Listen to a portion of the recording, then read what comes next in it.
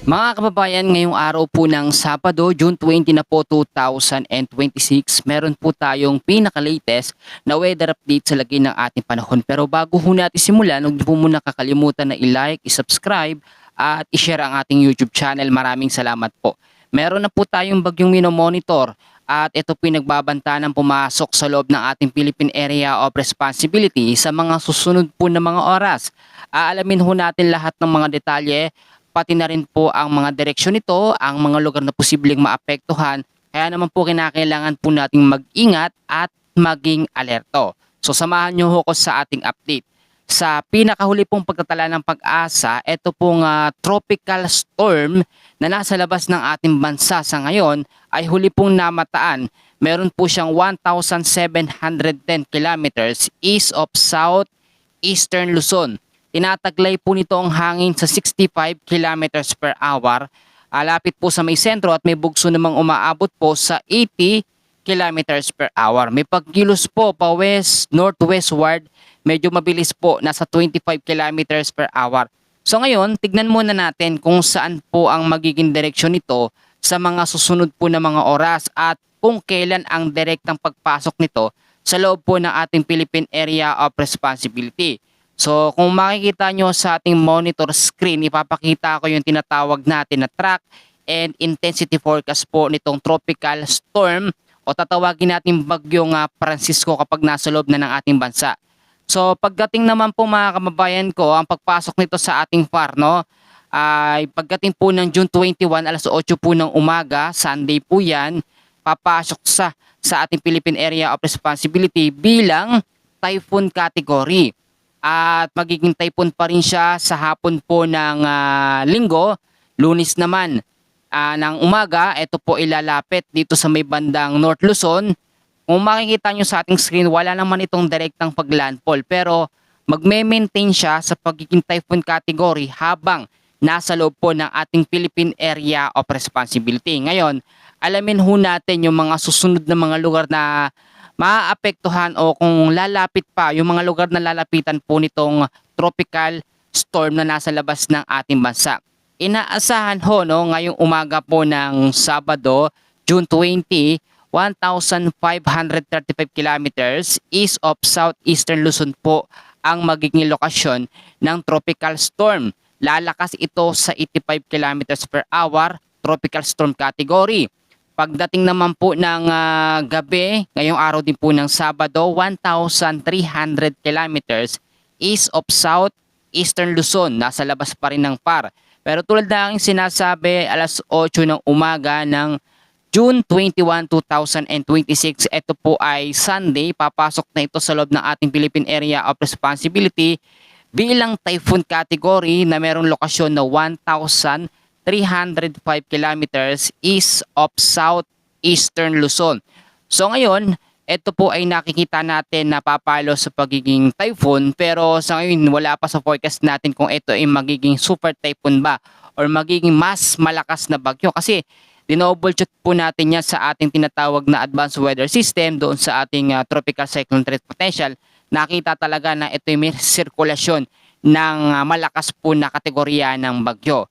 Ngayon naman ho, no, ito ang ating titignan. Bukod kasi dito sa tropical storm, apektado pa rin tayo ngayon na tinatawag po natin na easterlies o yung maalinsang hangin po na nanggagaling sa may karagatang Pasipiko. Alam nyo, kapag may easterlies tapos meron paparating na bagyo, nagkakaroon po ito ng dobleng epekto sa mga lugar po na nalalapitan. So bago natin alamin yung mga lugar na maapektuhan po ng tropical storm na ito o banta ng bagyong Francisco, alamin muna natin ang lagay ng panahon dulot po ng easterlies.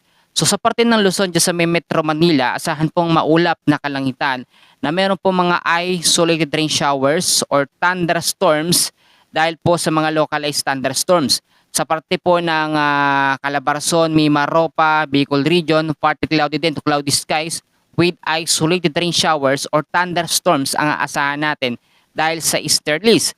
Dahil naman ng Luzon at nalalabing bahagi po na Visayas at Mindanao, yung mga lugar ho na yan ay apektado din ng mga local thunderstorms. Dito po no sa parte po ng Eastern Visayas, Easterlies din at mga localized thunderstorms sa Dinagat Islands, Surigao del Norte, Surigao del Sur, Davao Oriental. Asahan natin makakaranas ng maulap na kalangitan dahil po sa Easterlies. Ngayon naman, balikan natin ito po tinatawag natin na tropical storm category. At dito tayo magpo-focus kasi dapat malaman natin yung mga lugar po na maapektuhan nito habang papalapit po ng ating Philippine Area of Responsibility. Alam nyo, ipapakita ko sa inyo, no, mga kababayan, mga senior natin dyan, mga nanay ko dyan, kumusta po kayo? Ito po, kung makikita nyo sa ating tinatawag na Advanced Weather System, dito po sa mapa na yan, makikita nyo mabuti yung circulation po ng hangin. Ito nga pong tropical storm o banta ng Bagyong Francisco habang ito ay papalapit no, sa ating Philippine Area of Responsibility o habang nasa loob ng ating PAR, mas lumalakas po ang kanyang extension. Kaya naman asahan po natin na kahit wala po itong direktang paglandfall dyan po sa may ating Philippine landmass, especially sa Eastern Visayas at North Luzon, yung trap o extension po ng bagyo ang patuloy po na makakaapekto. Alam nyo, ito yung sinasabi natin kapag merong malakas na epekto po ng bagyo, kahit wala itong direktang paglandfall, yung hangin niya ang makakaapekto. So, alamin natin yung mga lugar na malalapitan. Kung mapapansin nyo sa ating pinakamapa, ito nga pong bagyo na ito, Bagyong Francisco, kapag nasa loob ng ating PAR, lalapit dyan sa may parte ng North Luzon. So ngayon, ang parte ng North Luzon na dapat maging alert at maging handa, kasama ho dyan ang Ilocos Region, ang Ilocos Sur, La Union, Pangasinan, Cagayan Valley, Cagayan, Isabela, Nueva Vizcaya, kasama ho yan, Quirino at Batanes. Kasama rin ang Abra, Apayao, Benguet, Ifugao, Kalinga, Mountain Province. Dahil nga po mas malapit itong Central Luzon, dyan po sa North Luzon, apektado rin ang ilang bahagi po ng Zambales, Tarlac, Nueva Ecija at Aurora. Once po na lumapit ang trap or extension po ng hangin ng tropical storm na paparating no, sa ating bansa at magiging typhoon kapag nasa loob ng ating bansa, pwedeng itaas po hanggang sa wind signal number 4 yung mga direktang lugar na maapektuhan ng trap or extension po ng hangin ng Bagyong Francisco. Ito pong Bagyong Francisco na ito ay i-consider natin ng pang-anim na bagyo ngayong 2026. At tulad na aking sinasabi, kung mapapansin ho ninyo, dahil po dito sa paparating na bagyo na sa ating PAR o Philippine Area of Responsibility, nagkakaroon na agad ng development o bumabalik na rin ang epekto ng southwest monsoon o hanging habagat dyan po sa kanlurang bahagi ng ating bansa. Ang mangyayari po dito, ahatakin po ng malakas na bagyo ang epekto ng habagat, kaya naman po itong banta ng Bagyong Francisco inaasahan na mas lalakas pa habang papalapit dyan po sa ating Philippine Area of Responsibility. Sa ngayon, sa pinaka-advanced na forecast track and intensity ng Bagyong Francisco, hindi pa naman ito nakikita na magiging super typhoon. Pero hindi po natin inaalis yung mga posibilidad na ito'y pumalo sa pagiging super typhoon category. So ito ipapakita ko po sa inyo yung ating pinaka-live na mapa. At kung makikita nyo sa ating pinakamapa, ito ho, mapapansin nyo naman mabuti, nandyan yung tinatawag ho natin na sirkulasyon ng hangin. Yung umiikot ho sa palibot, ito nga pong banta ng Bagyong Francisco, yan po yung tinatawag natin na kanyang radius o yung lawak po ng isang bagyo. Yung mga hangin naman na umikot sa paligid niya, yun yung radius ng hangin. Yan yung may impact kapag lumalapit o nakakaapekto. Yan yung nagbibigay ng mga pag-uulan. At kung makikita nyo yung parang apa na yan, yan yung area of probability. Yan yung sinusundan po ng direksyon ng bagyo. Makikita nyo namang mabuti, hindi naman ito direktang maglalandfall, no? Pero yung trap o extension po ng hangin ng bagyo ang makakaapekto. Ngayon naman, i-explain ko sa inyo mabuti yung kategorya ng mga bagyo, no? Ito pong bagyo na ito ngayon na nasa labas ng ating bansa, ito po ay consider natin as level 2 na kategory ng bagyo. Pag sinabi natin na level 2, ito ay tropical storm. Pag level 3 naman, severe tropical storm. Pagpasok nito sa ating Philippine Area of Responsibility, bukas po ng umaga ng linggo, level 4 na category ito, which is typhoon category. At ang pinakamalakas naman na level po ng bagyo ay nasa level 5, which is ito po tinatawag natin na super typhoon category po ng bagyo.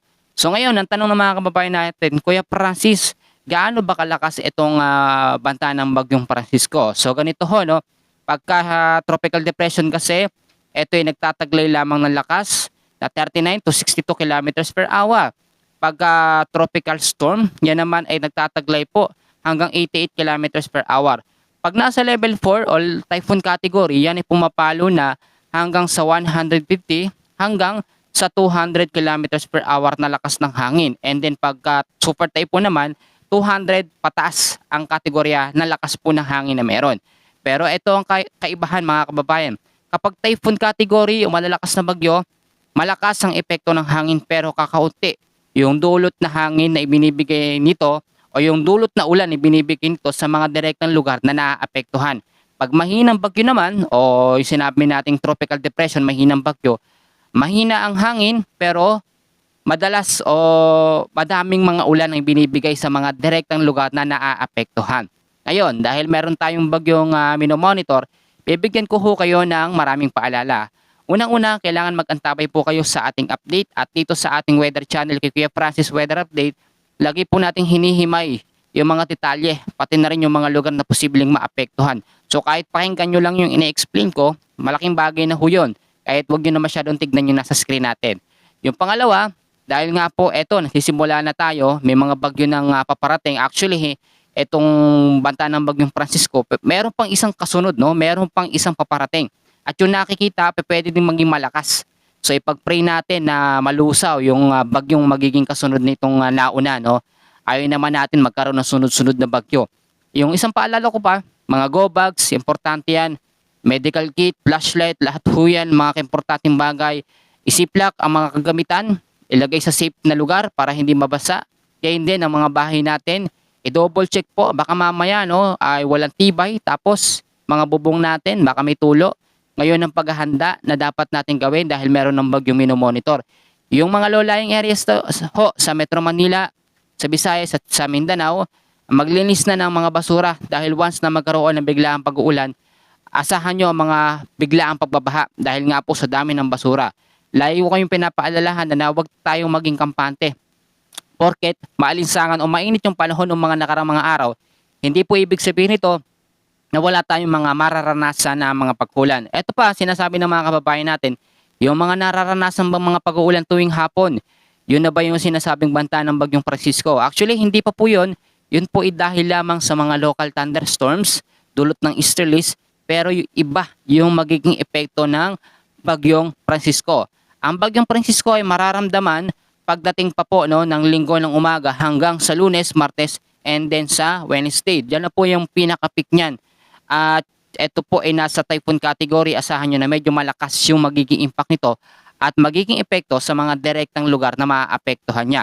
At yung panghuli, lagi ko sinasabi, kailangan natin ipanalangin sa Panginoon na ito nga pong bagyo o banta ng Bagyong Francisco ay malusaw o mag-record, magbago ang direksyon, pwede ho yun. Wala naman hong imposible.